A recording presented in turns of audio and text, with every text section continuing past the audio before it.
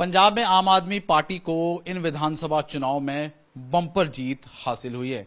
वहीं अगर हम भाजपा की बात करें तो भाजपा ने भी इस विधानसभा चुनाव में 2 सीटें जीती है। लेकिन आने वाले चुनाव को लेकर और इन चुनाव में क्या कुछ गलतियां रही हैं, उन पर ज्यादा बात करने के लिए इस वक्त हमारे साथ बीजेपी के सीनियर नेता हरजीत ग्रेवाल हैं। ग्रेवाल साहब, आप अपनी बेबाकी के लिए जाने जाते हैं। मतलब अगर सीधा सवाल पूछूं मैं आपसे, इन चुनाव में क्या आपको लगता है बीजेपी की कुछ कमियां रही हैं? देखो, कमियां तो अगर हम देखें तो भगवान में नहीं होती। कमियां तो सब इंसान में होती हैं और संगठनों में भी होती हैं। संगठन भी इंसान ही चलाते हैं। जो काम इंसान करता है उसमें कमी भी होती है, खूबियां भी होती हैं, अच्छी चीज़ें भी होती हैं। तो जैसे चुनाव लड़ा था, जैसे हालात थे, उसके हिसाब से तो ठीक था। अगर सभी की इन्वॉल्वमेंट हो जाती और भी सलाह मशवरे ज़्यादा करते तो और अच्छा हो सकता था। उसमें वोट परसेंटेज ही बढ़ सकती थी और कुछ नहीं हो सकता था। सीट हम सोचते तो इस समय इसमें निकालना इतना आसान नहीं था जितना, क्योंकि लोगों ने तय कर लिया था। गुरु साहब ने क्या कहा है, गुरु गोविंद सिंह जी को जब पूछा तो उन्होंने कहा ये जो संगत है, ये जो लोग हैं, यही मेरा रूप है। तो लोकतंत्र में तो वो और सार्थक हो जाता है कि ये लोग ही फैसला करते हैं, लोग ही सजा देते हैं। लोगों ने, जिन्होंने पंजाब में मिस रूल किया उनको सजा दी, कुछ नहीं छोड़ा उनका, और जिन्होंने वादे पूरे नहीं किए उनका भी कुछ नहीं छोड़ा। कैप्टन अमरिंदर सिंह कांग्रेस छोड़ गए थे, उनको निकाल दिया या छोड़ दिया, मजबूरी हो गई। वो आ गए, सोचा उन्होंने कि शायद लोग भूल जाएंगे, वो भी नहीं भूले, उनको भी हरा के रख दिया बुरी तरह और स्वीकार नहीं किया। तो भारतीय जनता पार्टी को तो पंजाब की जनता ने स्वीकार किया है। कैसे कि हमें बिल्कुल समय नहीं मिला, 2 महीने का समय मिला। लोग बदल चाहते थे।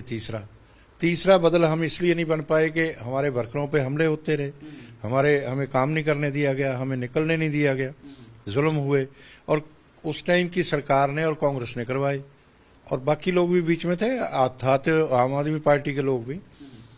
तो इसमें जिन्होंने जुल्म किए, जिन्होंने इस तरह का मिस रूल किया, उनको भी नहीं छोड़ा उन्होंने, और हम तीसरा बदल दिखा नहीं पाए। तो उनको इसलिए स्वीकार कर लिया कि वो तीसरे बदल के रूप में 6 वर्ष से लगे हुए थे। ठीक है। एक आपने बड़ी अहम बात की, आपने कहा कि कैप्टन अमरिंदर सिंह है वो चुनाव हार गए। क्या आपको लगता है कि बीजेपी का उनके साथ गठजोड़ कहीं ना कहीं बीजेपी के लिए तुरुप का इक्का साबित नहीं हुआ? नहीं, बीजेपी के लिए तो तुरुप का इक्का होना ही नहीं था। हमारी लीडरशिप बहुत समझदार है, वो सब समझते हैं, मगर उस टाइम हमारी मजबूरी थी। लोग क्या कहते थे कि बीजेपी को तो कैंडिडेट ही नहीं मिलने, मगर एस्पायरेंट हमारे पास 5000 आ गए, वो अलग बात है। उस टाइम तो ये लगता था ना कि भाई शायद सभी जगह उम्मीदवार नहीं मिलेंगे, तो हमें गठबंधन की जरूरत थी। तो उसमें ये हम कहें पहलवान बने घूमते रहे, उसका कोई झूठ बोलने का फायदा नहीं होता। मगर उसके बाद ज्यादा कैंडिडेट आ गए। कैप्टन अमरिंदर सिंह को स्वीकार नहीं किया लोगों ने, ये पक्की बात है। तो जैसे सुखबीर बादल को भी नहीं किया, स्वीकार तो उनको भी नहीं किया ना। तो जो भी इस तरह की गलतियां करते हैं उनको लोग अब स्वीकार नहीं करते, और पंजाब के लोग बहुत दुखी हैं। पंजाब में समस्याएं बहुत गंभीर हैं और उनके समाधान के लिए कोई भी सोच नहीं रहा। सिर्फ प्रधानमंत्री जी बोले हैं उन समस्याओं पे।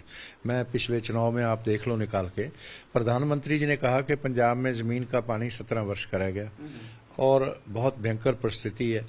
ऑर्गेनिक फार्मिंग जहां जरूरी है, 0 लागत खर्चे खेती पे होने चाहिए, और उन्होंने कहा कि जमीन जहरीली हो रही है तो इसलिए भी ऑर्गेनिक फार्मिंग जरूरी है, और कई बातें उन्होंने ऐसी की, वातावरण के विषय में की। मगर दूसरा कोई ना राजनीतिक लीडर ना राजनीतिक पार्टी इस पे सोच नहीं रही।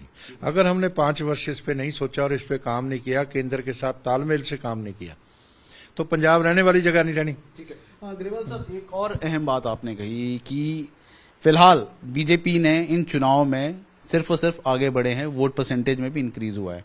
तो क्या बीजेपी अब जो लोकसभा चुनाव है उसकी तैयारी में जुट गई है? उसको लेकर क्या दिशा निर्देश हाईकमान की तरफ से दे दिए गए हैं? ऐसा है कि वो तो तय ही है कि लोकसभा हमारा स्टेक है, लोकसभा में जीतना, और लोग भी हमें जिताएंगे, क्योंकि हमारे प्रधानमंत्री जी की स्वीकारता तो वहां पता चलती है। ठीक है ना। और दूसरी चारों स्टेट में, इसका मतलब देश में प्रधानमंत्री जी की पॉपुलैरिटी आज भी है। चारों स्टेट में हम जीतते हैं और दूसरी तीसरी बार जीत रहे हैं। ठीक है। और दूर दराज अलग प्रदेश से वो चारों ही, दूर दूर थे एक दूसरे से, तो वहां जीते हैं। तो उससे तो तय हो गया कि हमारी अगली सरकार जो है 24 वाली आएगी। मगर पंजाब से हमें योगदान डालना है, उसमें ये जरूरी है। तो पंजाब से योगदान, अगर पंजाब बीजेपी खड़ी होगी और जगह जगह पार्लियामेंट का तैयारी करेगी तो निश्चित है लोग हमें सहयोग देंगे और हम ये 13 में से 10 लोकसभा तक जीत सकते हैं। दिलबाग साहब, एक और अहम बात, क्योंकि आम आदमी पार्टी ने जिस तरह से बम्पर जीत यहाँ पर हासिल की है, आम आदमी पार्टी गदगद है। आने वाले दिनों में लगातार वो स्ट्रैटेजी बना रही है, क्योंकि गुजरात में चुनाव है, हिमाचल में चुनाव है, वहां पर वो अपनी पार्टी फॉर्मेशन कर रही है। क्या बीजेपी के लिए इन राज्यों में आम आदमी पार्टी खतरा हो सकती है? इन राज्यों में खतरा नहीं हो सकती। देखो, इसके लिए समय चाहिए होता लंबा। यहाँ बीजेपी का रूल नहीं था, नहीं तो आम आदमी पार्टी यहाँ भी कुछ ना कर पाती। पंजाब में जहां जहां बीजेपी के लोग हैं वो अच्छा काम करते हैं, ईमानदारी से काम करते हैं। जो चीजें ये कहते हैं वो तो पहले ही हमारे लोग कर रहे होते हैं, वैसी छवि उनकी होती है। आप कह रहे हैं कि रूल नहीं था, लेकिन आप गठबंधन में तो थे अकाली दल के साथ। यहाँ पर 24 साल से आपका गठबंधन था। ठीक है, तीनों कृषि कानूनों को लेकर आपने गठबंधन है, अकाली दल ने आपके साथ तोड़ दिया, लेकिन आपने रूल तो किया है यहाँ पे। देखो, ऐसा है कि पिछले 5 वर्ष से तो अकाली दल भी सत्ता में नहीं था पंजाब में, और हम उनके साथ रहे तो हमारा 5वां शेयर था हमारा। 5वें हिस्से में आप अपनी पॉलिसीज को इम्प्लीमेंट नहीं कर सकते, ठीक है ना। दूसरा, अकाली दल की समस्या ये है कि वो पारिवारिक दल बन गया है। अकाली दल वैसे पार्टी बहुत अच्छी थी, अब पारिवारिक दल बन गया। पारिवारिक दल लोकतंत्र के लिए भी खतरा होते हैं। जब वो सत्ता में आते हैं तो अपने परिवारों का पालन पोषण करते हैं, स्टेट की डेवलपमेंट नहीं करते, इसलिए लोग उनसे निराश हो गए। तो नहीं तो सरदार प्रकाश सिंह बादल तो बहुत स्वीकारता थी उनकी, बहुत बड़े लीडर थे, और उनका हार जाना मैं समझता हूँ बहुत बुरी बात हुई है। एक और बड़ी अहम बात आम आदमी पार्टी की तरफ से, जो राघव चड्ढा उनके को इंचार्ज, उन्होंने कही है कि आम आदमी पार्टी कांग्रेस की नेचुरल रिप्लेसमेंट है। ये तो कांग्रेस और वो आपस में समझ लें कौन किसकी रिप्लेसमेंट है। कांग्रेस को खतरा होगा, कांग्रेस को तो उसकी लीडरशिप ही खतरा है।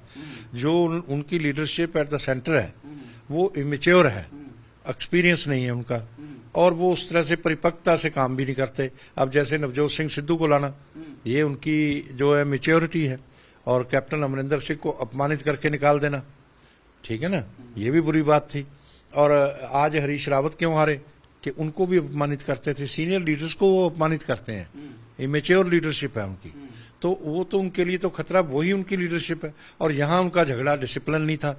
अगर अनुशासन किसी व्यक्ति में ना हो, किसी संस्था में ना हो, किसी देश में ना हो, किसी सूबे में ना हो, ना वो व्यक्ति महान हो सकता है अनुशासनहीन व्यक्ति, ना अनुशासनहीन व्यक्ति संस्था महान हो सकती है, ना अनुशासनहीन कंट्री महान हो सकता है।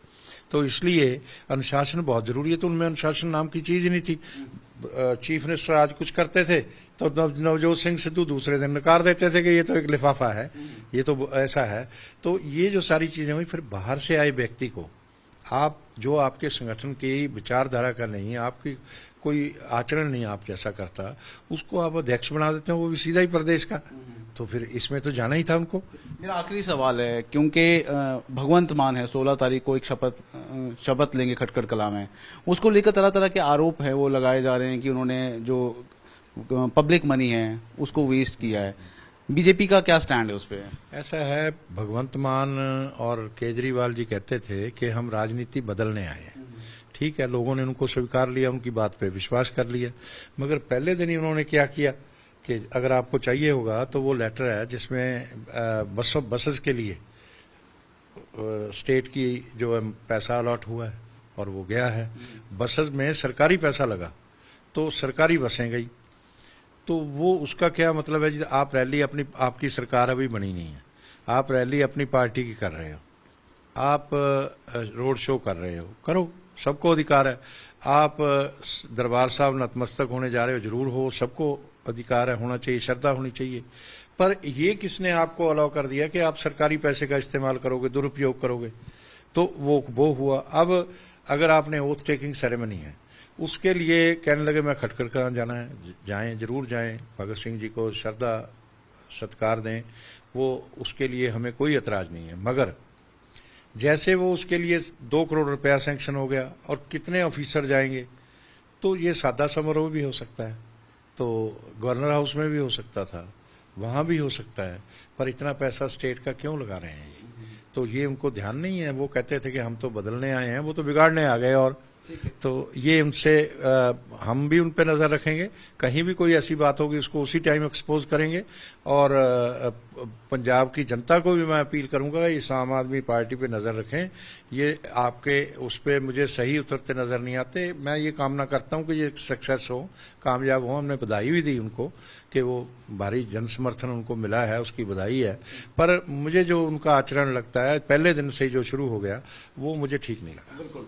तो ये थे हमारे साथ हरजीत ग्रेवाल, और हरजीत ग्रेवाल को आप उनकी बेबाकी के लिए जानते हैं, क्योंकि जो भी बात रखते हैं बिल्कुल ट्रांसपेरेंट और बिल्कुल सीधी रखते हैं। और खासतौर पर उनका कहना है कि पंजाब में जो भाजपा का स्टेक है वो लोकसभा सीटें जीतना है, और जिसको लेकर है वो लगातार अब निर्देश है केंद्र के द्वारा उन्हें दे दिए गए हैं, और लगातार अब जो तैयारी है वो लोकसभा चुनाव जीतने के लिए भाजपा कर रही है।